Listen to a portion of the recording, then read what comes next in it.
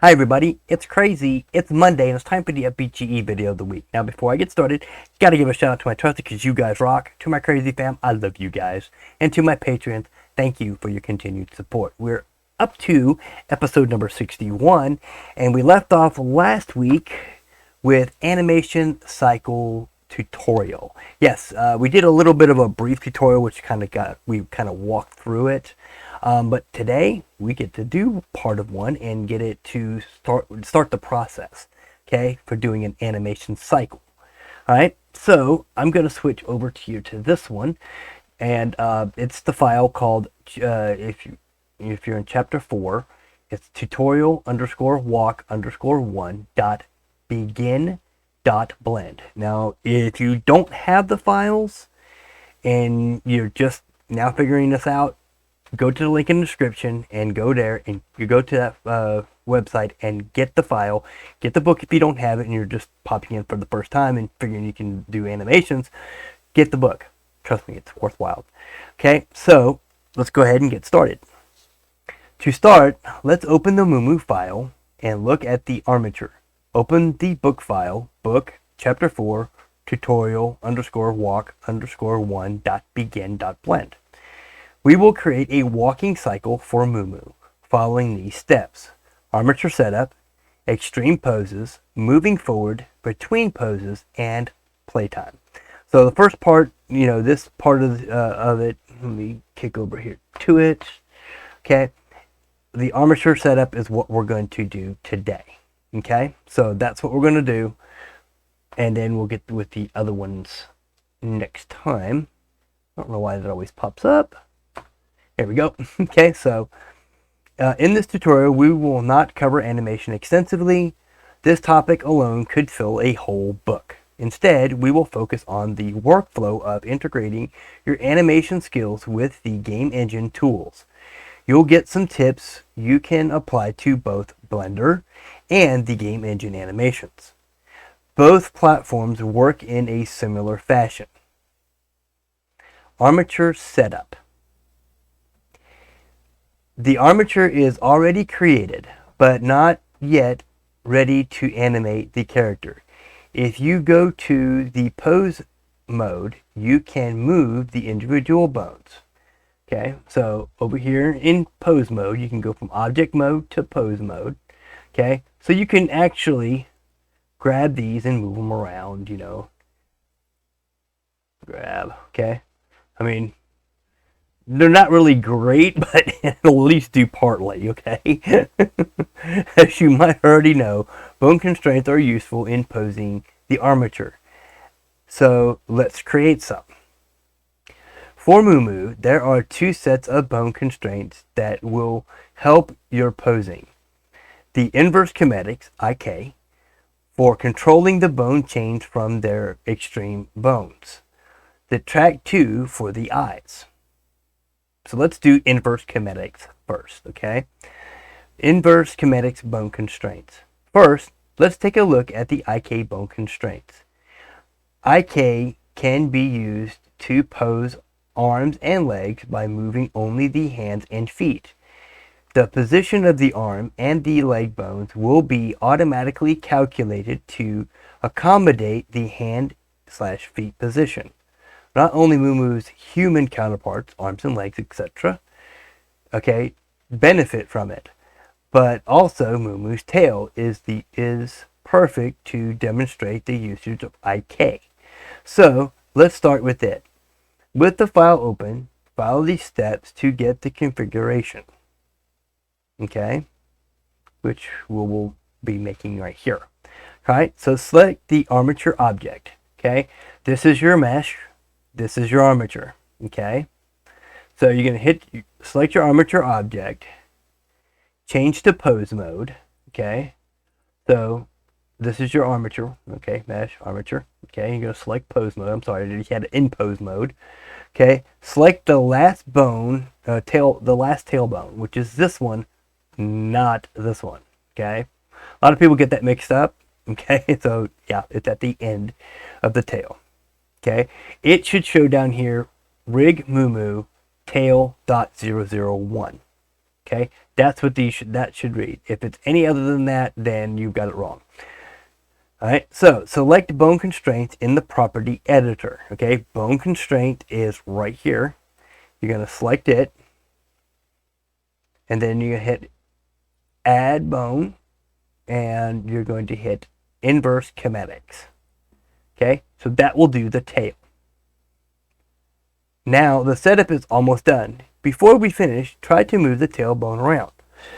So if I grab the tailbone and hit grab, guess what's going to happen? Everything's going to move.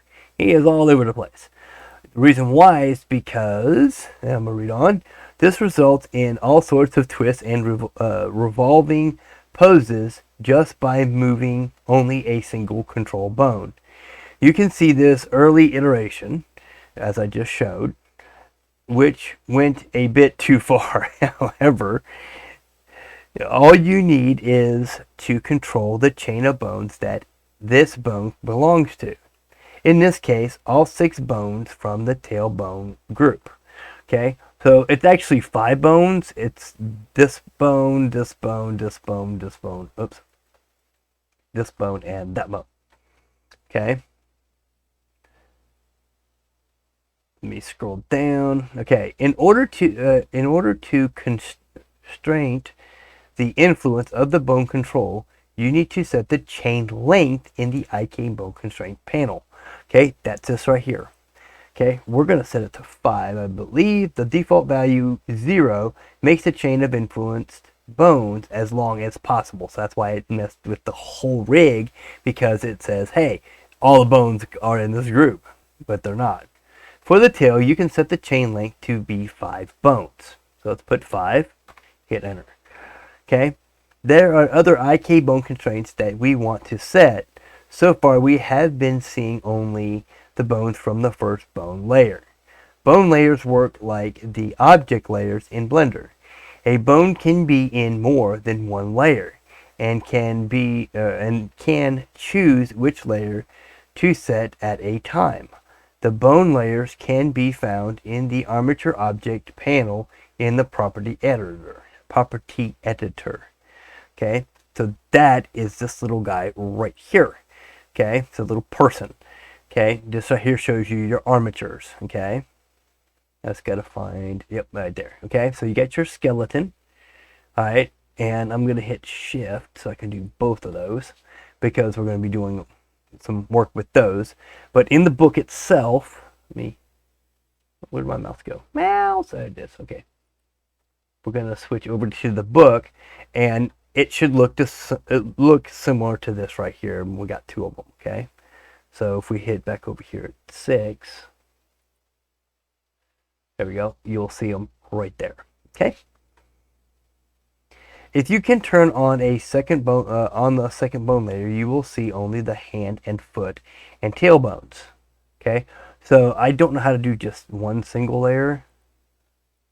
I don't know. There you go. Okay, so if you just click on that one, you'll see just the tail bones and the bones that we're actually going to use for this. Okay, so as you see, get that both arm bones, 2 leg bones, leg bones, and then the tailbone. Okay, try copying the steps of the tailbone to mimic the original file. You need to set the chain length to be 2 bones for the forearm and the shin bones. Okay, so you need to set this to 2 bones. So we're going to go here to the constraints. We're going to hit IK. I hope I'm doing this right. Then you're going to go 1, 2. Okay, so that way it gets the elbows. Do the same thing with this one, inverse. We're going to go 1, 2, which as you see, if you see that little dotted line, it's going from the top of the armature. Okay, now we're going to do the same thing with the feet. Okay, we're going to go inverse kinetics. We're going to bring the feet. Now it says, let's see, 2 for the bones for them and the shin bones, and 3 bones for the feet. Okay, so we're going to go 1, 2, and 3. We're going to put 3 bones for that. Okay, so IK again, 1, 2, 3. So now we have all four of these bones set, or all these bones set. So that way when we're in pose mode, since we should be able to click a bone on the main bone, hit grab, and now, oh, now everything's going weird. I think I got it set wrong. I want the arms. No, I got the arms right. Woohoo! Okay, but how come I don't have the feet right? No. Oh, okay. Hang on. I think I got that wrong. We can delete those because I think I did it wrong. I think you got to put on the foot bone and put K 1, 2, 3. Let's see. Hit grab. Yeah. Okay. There we go. Okay. So you got to put it on the end bone. I'm sorry, guys. That was my bad. Okay. Inverse schematics and then 1, 2, 3. Okay. So now the feet will move. Grab. Woo! He can do his foot. Okay. And he can also do his hands. Okay.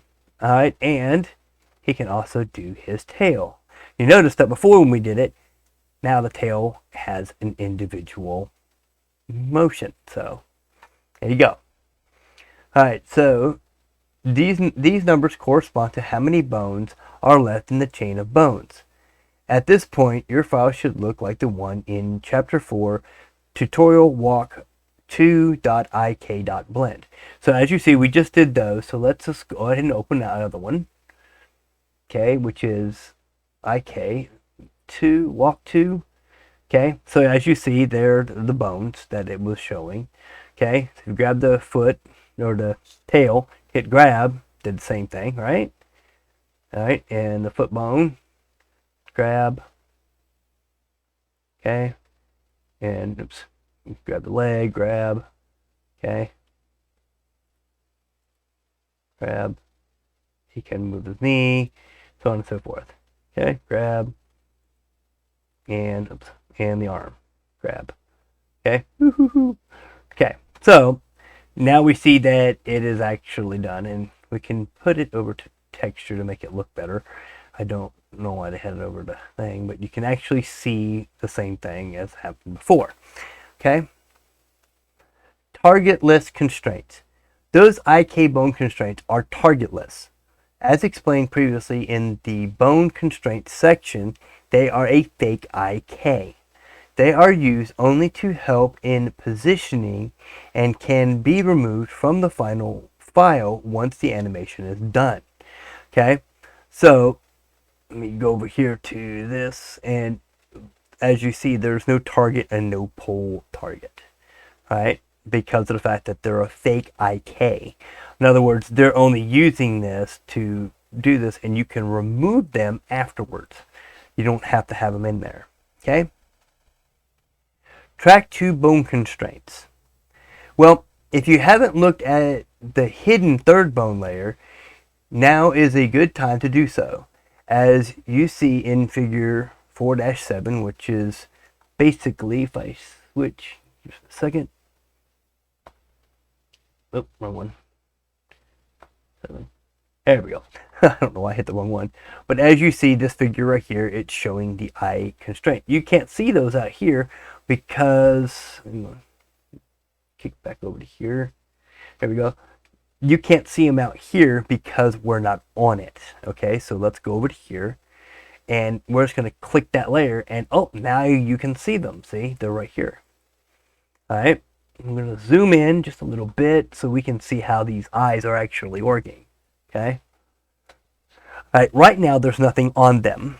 Okay. So the two bones in front of the eyes are the tracker bones. Each eye bone will need to track to the bone constraint with those bones set as the targets. Think of the bone trackers as the direction in which Moo is looking. For example, if there is a banana on the floor, you can place the trackers right on the fruit. This will make the eyes converge there. Okay, setting the track 2 bone constraint is not much different than setting the other bone constraints. If you follow the steps in the list, you should see the settings shown in figure, it's another one in the book. So just look at figure 4.38.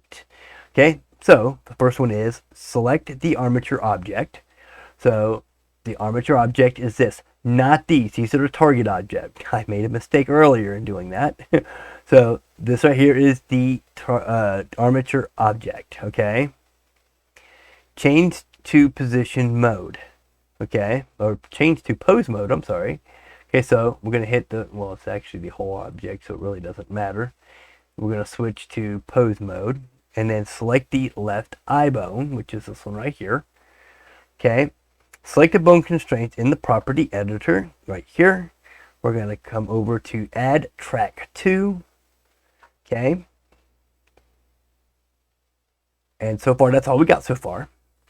To finish the setup, select the rig moo, which is rig moo right here, because that's what this whole thing is under, the rig moo.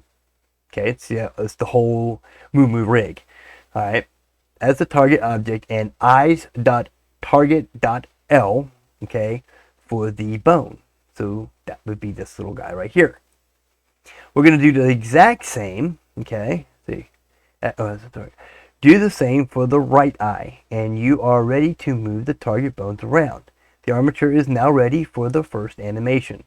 If you just want to have fun animating the character, you can check out the current file status at chapter 4 tutorial_walk_3.track2.blend, and we'll show that one after we play with it, because we're actually going to do the other eye, and we're going to go to track 2.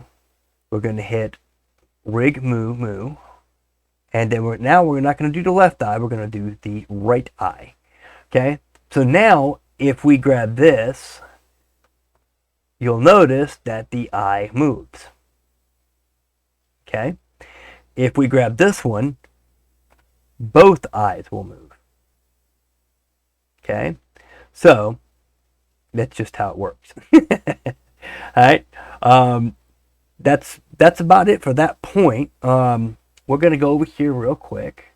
How many minutes we got? Oh yeah, I'm almost into 20 minutes. That's pretty a long one there. But it's worth it because it's enjoyable to figure out stuff and learn how to do it with the actual tutorial that actually shows you what you're doing. Okay, so as we did with ours, you'll see that if you grab this one, that eye moves. If you grab this one, both eyes move. Okay. So basically, you would be doing this one unless you want him to have a funny look, like making him go cross-eyed, like that, and then see, making the eyes go cross-eyed.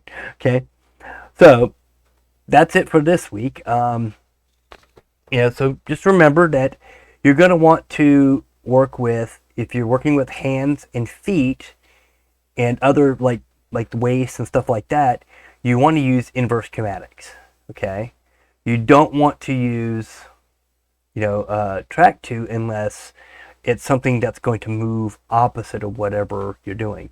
Like if you have him grabbing something, you would kind of want it to track to that whatever he's grabbing. Okay, so you can do stuff like that. So those two are the two we did this week. Okay, so let's kick back out of here. Oops, wrong one.